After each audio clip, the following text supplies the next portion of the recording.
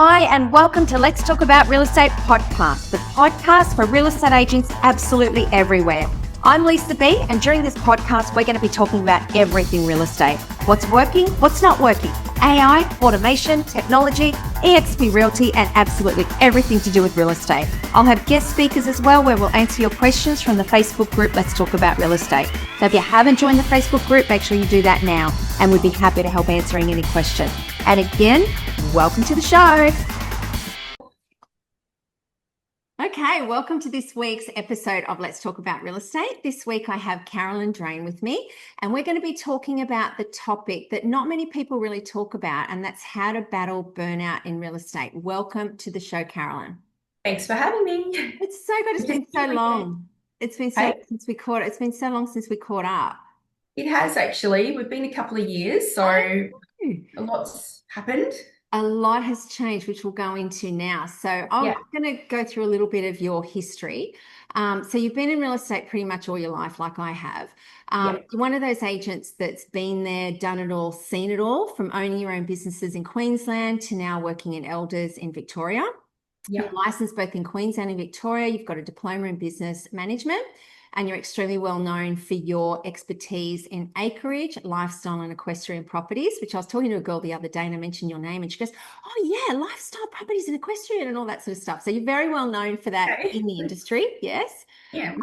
So you've been recognised in the REB Top 50 Women in Real Estate. That says a lot about your dedication to success in real estate.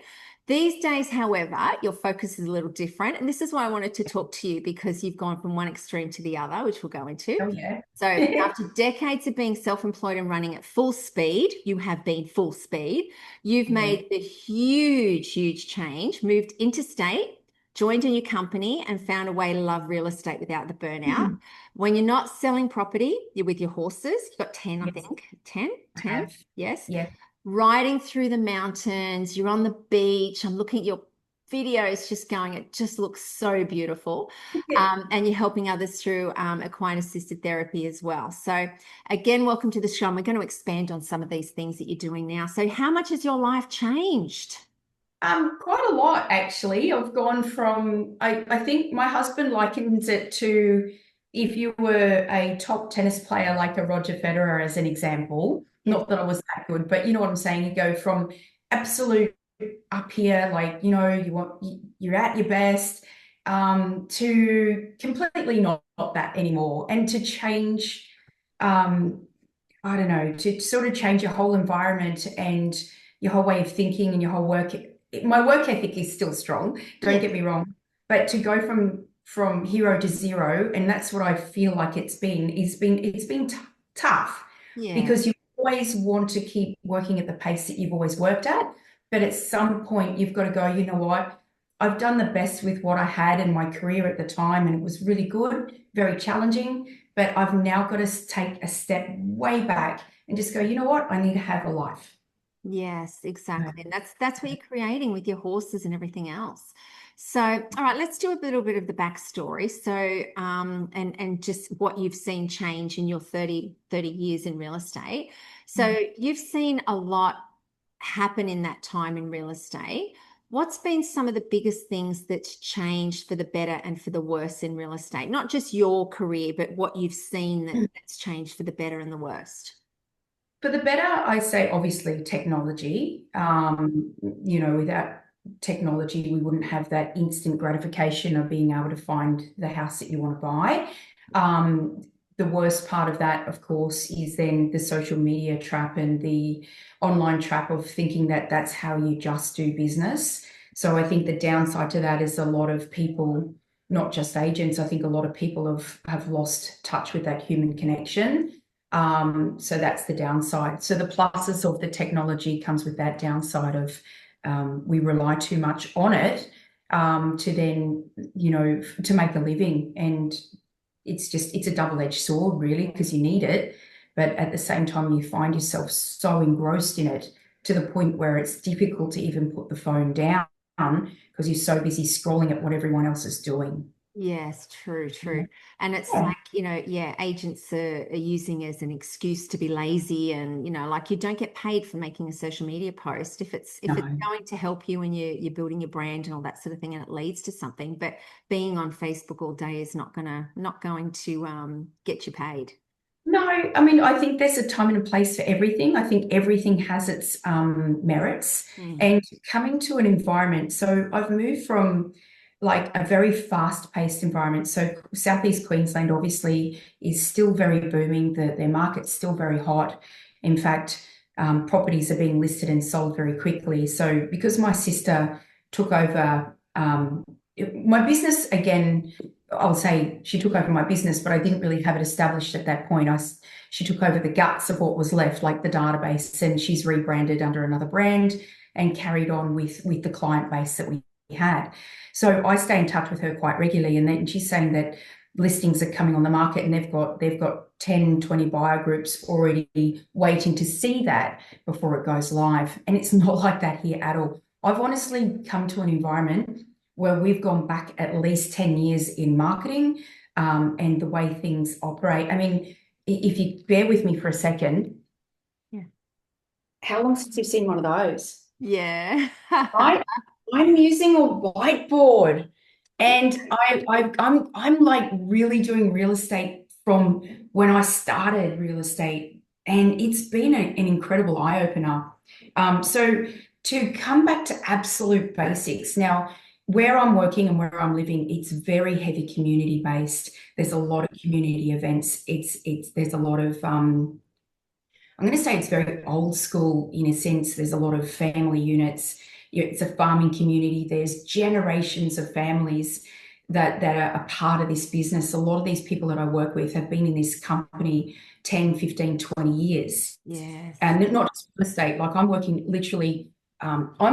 in an office in a shed. So we're in a massive facility here. We sell tractors and side-by-sides and farming equipment, gates, fencing, everything. And we've got stock agents, wool agents, mechanics, and I'm in real estate in this pod here.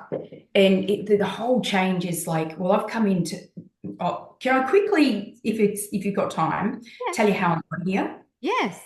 So I know we're going on technology, but quickly how I got here was I went to buy a tractor at the field days because we've got real property, and I came home with a tractor and a job. And I didn't mean to go look for a job, but anyway, I've landed here. Coming back to technology, I've walked straight into 90s vibe, whiteboards. What's my CRM? What's a CRM? Okay. Have you got a Facebook page? Have you got a website? Yeah, we've got that. Have a look at it. Oh my goodness. Has it even been used? Like I've had to really reverse engineer a lot of stuff and come back to basics and start again. And which has made me realize that technology is amazing, but the human connection is so much stronger. And in this environment here, we're still using pens and paper, whiteboards, folders, paperwork. I mean, I keep digital, but I'm starting to create the things that I had in Queensland here for these guys so that we can move ahead with the times. And they've got it. They've got all the technology, but they're so used to doing things the way we used to do it, they haven't moved forward from that a lot. Yes, yes. Just in this area, or But but like it's you said, together. the small towns are very much like that. Your country is all about community, whereas we do lose that in the city areas and all that, don't we? Yeah. So I I'm think I think a lot of the agents up there are still trying to keep that structure, do community events and stuff. yes, yes. But because as it gets busier and that a lot of that then gets pushed aside, and then we get straight back into let's get on our phone, text, email, social media. I've posted an ad, we should sell a house, but we've got to get back to that basic, pick up the phone, talk to the person, go and visit them, do the good old fashioned stuff Yeah, because it still works so much. yeah. It works. Absolutely, absolutely. So you were self-employed for most of your career. What was Yeah. that experience like being your own boss, running a business, managing everything yourself? What was that like? Well, I was pretty small scale compared to some. So it really, because I've worked across the spectrum of working for people and working for myself for the majority of my life, and now I've come back to working for someone, it makes me realize that you've got to identify what works best for you as an agent. So, I mean, I loved having my own little business. It was quite lucrative, but I had a lot of weaknesses, and that was I wasn't really a good leader in a sense that I didn't manage people well, but I loved listing property. I mean, I thrive. I mean, my thrill of the chase, go out, list property, and have great connection with my vendors and build lasting relationships and lots of future business. That's what I was really good at. And but running a business, it was kind of like, she'll be right, mate. You can't worry about that. That was my attitude a bit. But then I sort of figured I had to spend a bit of time on it. And the hard part was putting your time and effort into the business. You either got to grow and keep building or stay the same. And I kept getting stuck a lot because I wanted to just list and sell real estate. So running your own business was really hard because you got, oh, I've got to wear this hat. Oh no, I've got to go and do this. So being a listing and selling principal is actually quite difficult. And it's difficult for the people that work with you as well, because you're out there smashing your own goals, but then you're neglecting them and their goals. So if you're going to go into business for yourself, you really either need a really good manager to manage your business, to make sure that the teams are looked after and your structure's really good so that you can go out and do what you do best. Or you've got to step away from that and find good listing agents and be a manager and manage your business. And I was trying to do everything. I did have help, of course, and I was trying to be everyone or everything to everyone. And at the end of the day, that doesn't work that well. Leadership's not easy. You know, you've got different personalities, and we don't get trained on that. So what would you do different, like hindsight now, as far as leadership? Like you said, obviously put in a manager and all that sort of stuff. Like what else? What else could you I have think done? if it was for me personally, I would have, I mean, I enjoyed having our own little office. Like we bought a shop and we had a little office. My husband was doing books. My sister was my PA/admin. And I was listing and selling. We had a couple of agents and it was going quite okay. But again, we got busier and busier. And then at that point, that's when I should have gone, I really need someone to step in to manage so we can continue growing. So that would have been one in that situation, but I can't change that. We still did okay, but in my wisdom, I thought, get another shop, that'll fix the problem. Let's grow a team, but I didn't put a structure in place. So in hindsight, if I had a better structure, I would have left people in their strengths and outsourced my weaknesses. And for me personally, I find if I'm working for myself, I would have actually stayed in the previous model that I had, which was just work from home and having a platform. And then I was really thriving as a listing agent. And I had my sister a couple of days a week as admin. I had a platform I worked with, and they basically provided all the tools for me to work. And that was fine. We made good money doing that. But then I, like everyone else, I needed to have a shop front because back then I thought we needed more exposure, which realistically I didn't. So in hindsight, I would go back to that model for myself personally. Sorry, I just got someone was about to come in the door. So I think if as an agent, you need to identify what your strengths are and then work with those. So if your strength is, if you're really good at listing and working with vendors and you love the thrill of the chase and you've got a bit of a part-time wingman who can follow up your buyers and do your buyer running to take the pressure off, then work with a structure that provides a good platform for that purpose. If you love the idea of having a shop and growing multiple businesses, and that's your strength, step off the tools and start managing people and realizing their dreams to help build your business, but provide that support for those people because they need it. So if you're a really good mentor and you're a good business person, don't go out and list real estate and sell real estate. Do that and then employ your agents and help them build teams which will help you build your business, as you know.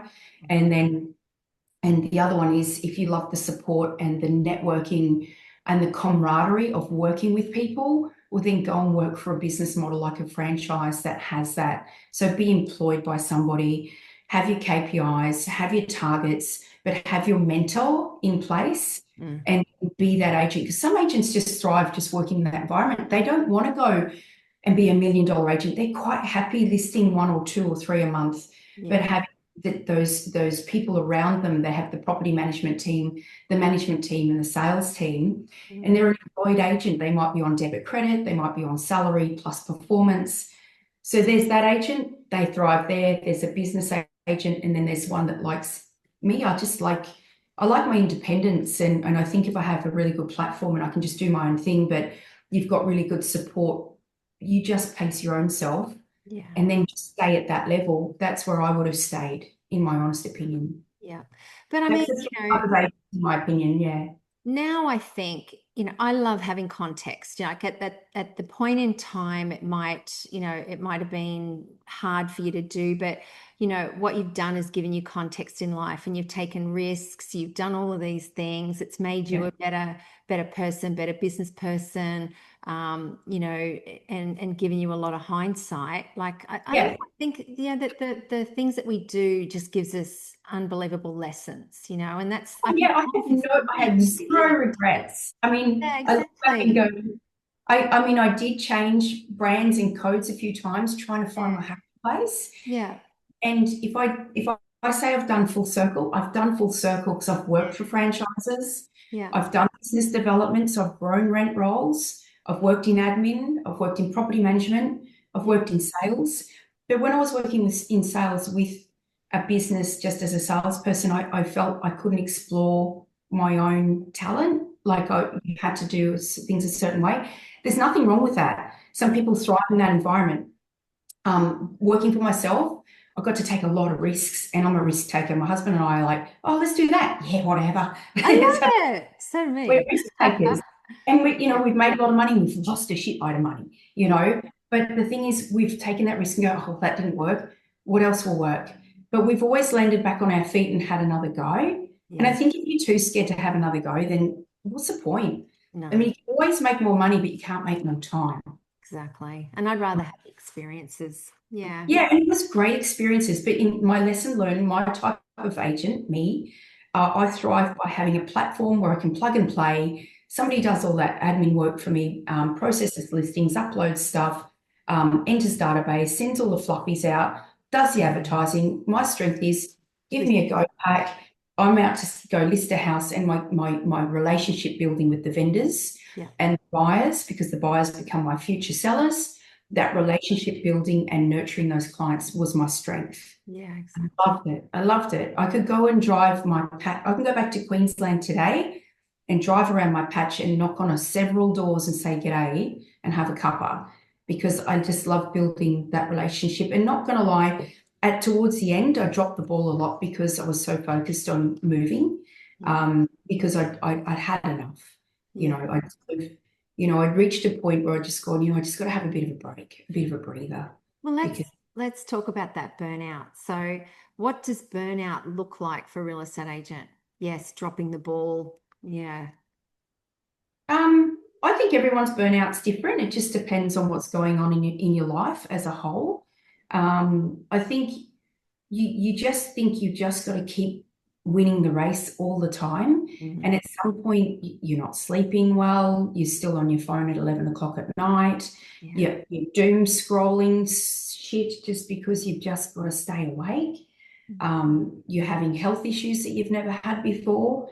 People are dropping dead around you like flies that you think, oh my God, they were younger than me, and things are changing, and you're like, at what point do you go, if I'm going to grow this business more, I've got to put people in place and make it happen, or do I just go because I've had enough?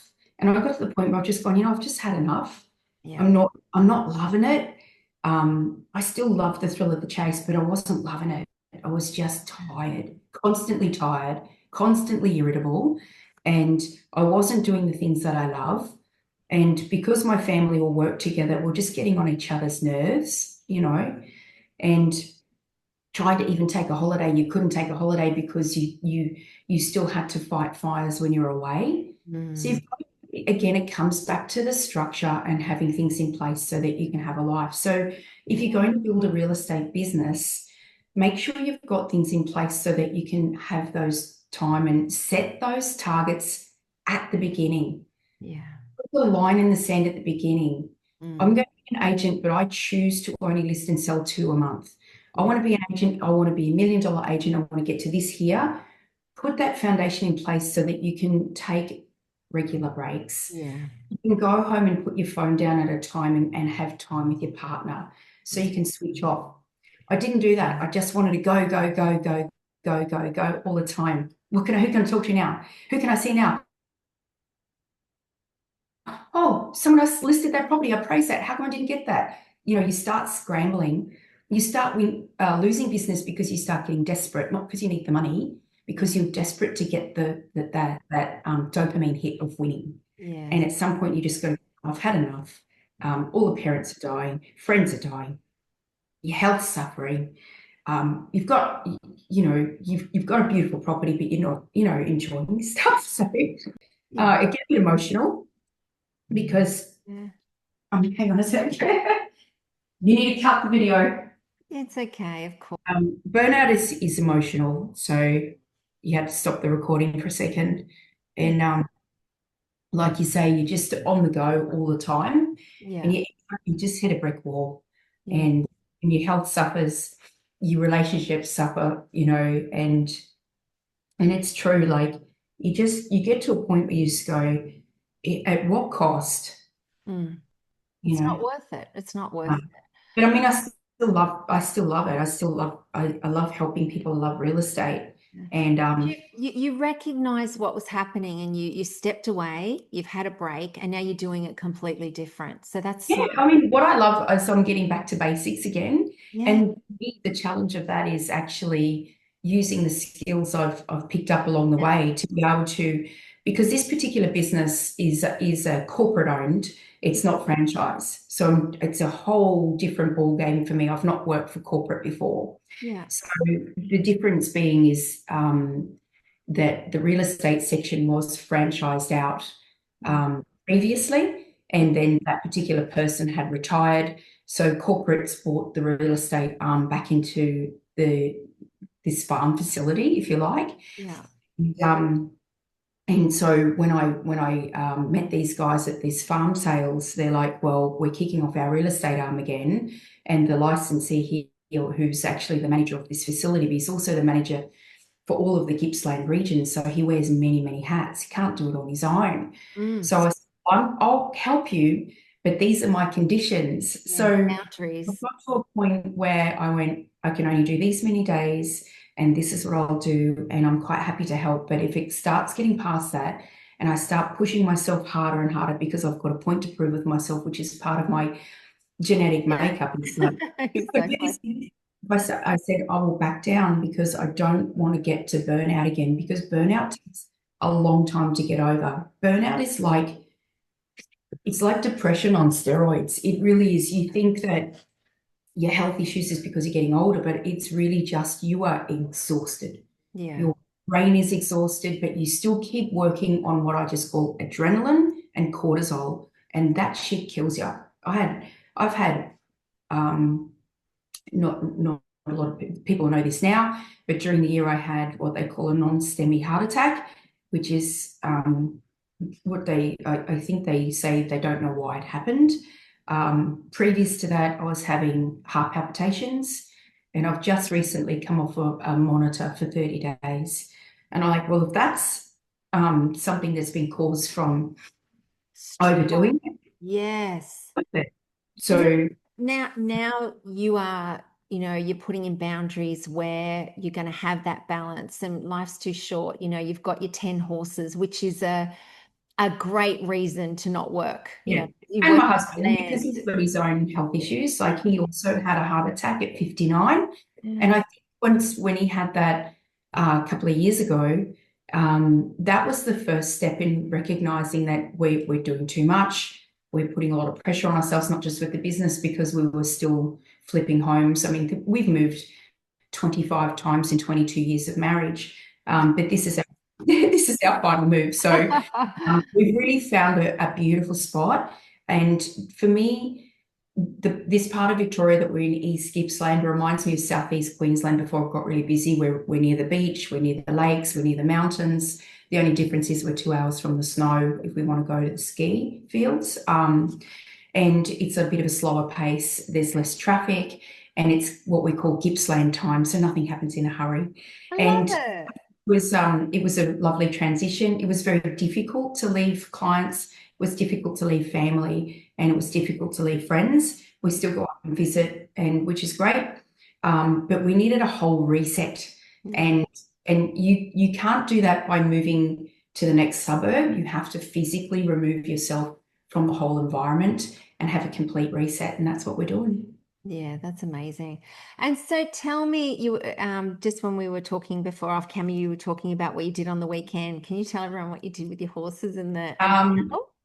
So how I got into this was I went for a drive down the road to Tambo Bay, and I'm having a look to see where we can ride horses on the water, because you can't ride them on 90 Mile Beach immediately where we are. So we go and ride them around the lakes, which is a bit like riding on Beachmere Bay anyway.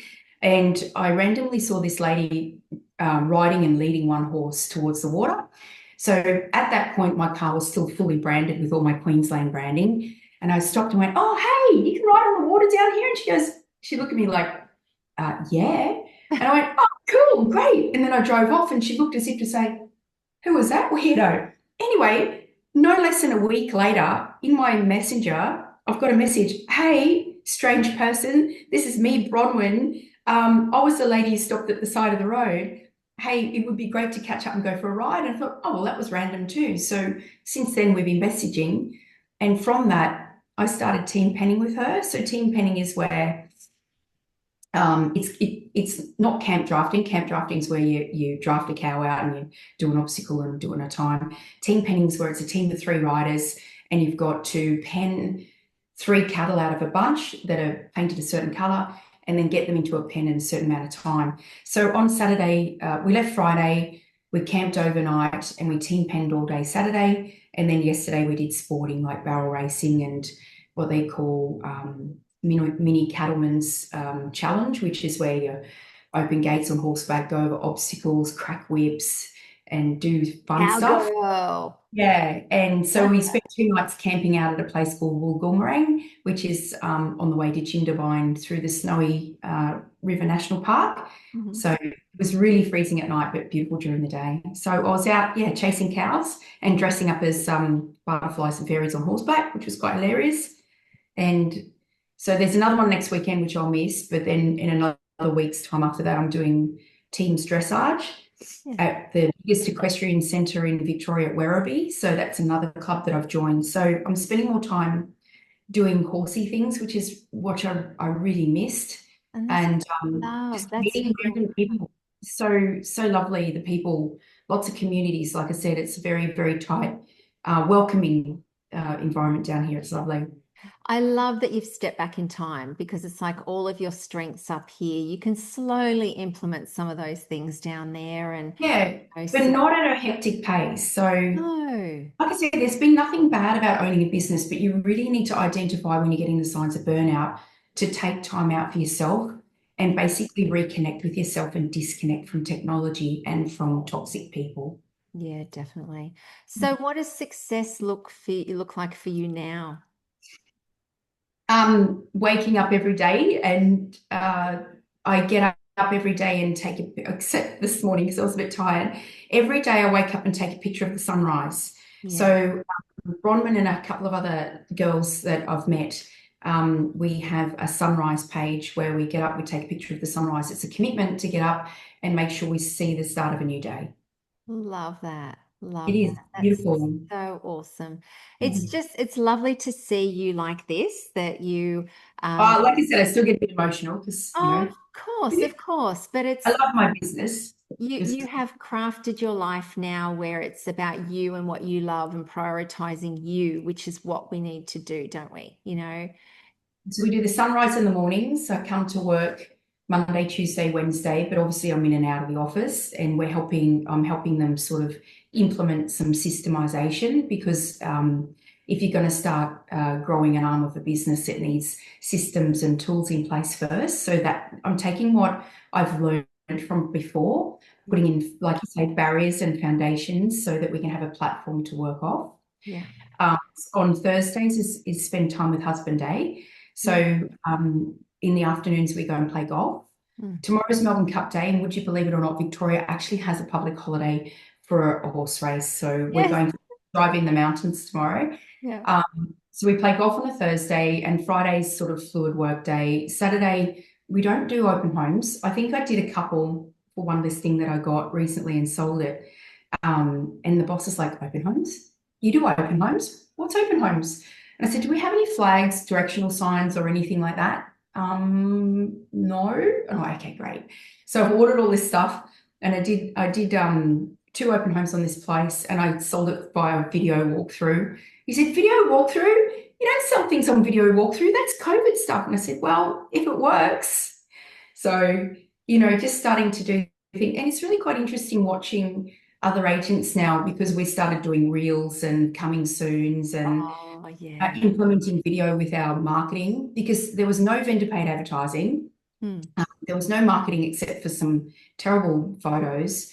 And so we're putting packages together and doing this stuff. And it's you start to see other people, other agents doing it more as well, which is really good to see, because everyone's starting to go, and it's just, I think, even when I was talking to the photographer here, he's like, oh, we need more agents doing this sort of stuff. I really want to get my teeth stuck into it. So I was talking to another young agent, because like I said, it's all about camaraderie and teamwork, and it doesn't matter who you work for. Everyone sort of works together.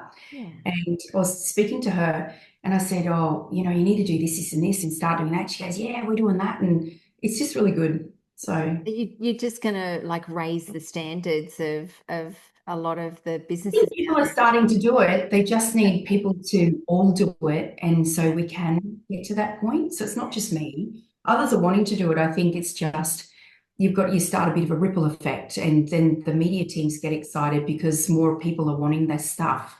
And vendors are seeing the benefit of it, which is really good. Absolutely. And lastly, what do you love most about real estate today compared to when you first started? Like in your life now, what do you love about real estate that's allowing you to live the life that you're creating? I just think it's a fantastic industry to enter at any age. So if you're if you've been doing a certain career your whole life and you need a change, it's the type of industry that you can go into, and it doesn't matter how old you are. But it's a really good industry for people who love dealing with people. So, and you're helping people get to their next destination, or, change chapters in their life. And so I've always loved it because you're selling someone's biggest asset, and obviously it's quite rewarding as emotionally and financially. But I think if you can remove a lot of the ego, I think that, and you can just be yourself, I think it works so much better, because we all go through that. No, I'm not going to lie. You go through that, you do okay, and then you do better, and you think, you just need to be the best. And then you come back to reality and go, you just need to be you, and you just need to not worry about what anyone else is doing, and just focus on your best style and on how things work for you, and just look after the people, because they'll look after you. Yeah, I think you're in the best environment to do that too. I believe from what you've said that there's not going to be the ego that is possibly around, say, where I am on the Gold Coast. Well, there's ego. I mean, I'm working in a male-driven industry. We're in agriculture and farming and stuff, and it is still very much the head of the family unit is the man, which is fine. But it's not that sort of ego. It's very supporting. So it's different. And there's still you've still got your suit wearing flash bricks down here as well in real estate, but it's a little bit more humble, I suppose.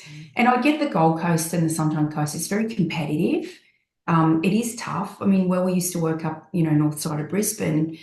You'd be one agent here and then be 16 agencies here. It's it's very competitive, but you've got to find your point of difference. So what's your point of difference? What works for you? And and specialize in something that you love. So you love sell investment properties and units. You might love selling residential, you might love selling acreage, you might love selling waterfront. Find your niche and just be the best at that. Don't try and take on everything and be good at everything, but you're not good at anything because you spread too thin.